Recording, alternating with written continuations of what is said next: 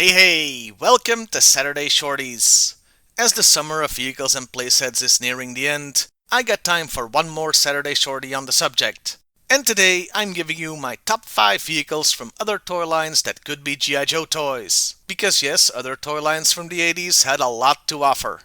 Number 5. First up, we go to our old British pals Palatoy with Action Force and the Silent Attack.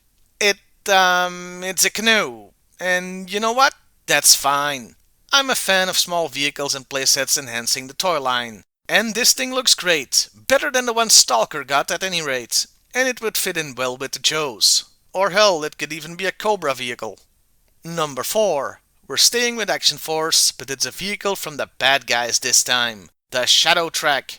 It's small, futuristic looking in a retro way, and packs a punch. With a different color scheme, I could see this as a Joe or Cobra vehicle, be it a small on-base support vehicle or a fast attack one. There's quite a lot of potential there. Number 3. We're leaving Palatoy and going to Galoop. To be specific, their A-Team Armored Attack Set. The main vehicle reminds me of the Persuader, and the whole thing could be a Night Force vehicle without having to change the paint job.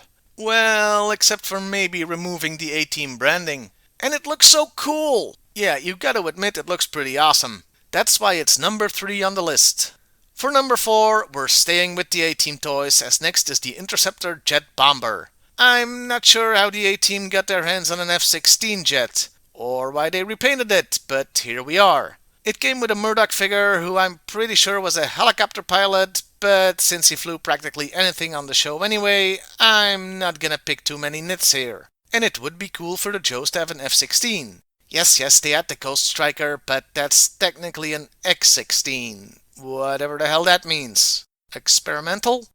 And the number 1 vehicle from another toy line that could be a G.I. Joe toy is actually one that I don't think would fit in with the Joes or Cobra, but it's so freaking cool, I'm putting it in the number 1 spot anyway. Ladies and gentlemen, the Action Force Robo-Skull. Look at how freaking metal this thing is. Big, intimidating, and it's a freaking skull. It's actually a heavily modified Star Wars TIE Fighter mold. And just look at what magic the toy designers pulled off here. Of course, it's definitely not a weapon for the Joes. I could maybe see it keeping the color scheme as a Supreme Crimson Guard weapon, to be used to intimidate the Joes as well as the regular Cobra troops. I've got a confession to make. I've seen this thing several times at conventions, and it leaves me so in awe that I keep forgetting to get footage of it. Yeah, way to be a professional YouTuber. And all that is why it's number 1 on the list. If you know of any other worthy toy vehicles that could be G.I. Joe toys, do let me know in the comments below. Well, I'll see you next time, everybody, and hey, why not like, share, and subscribe if that's your thing.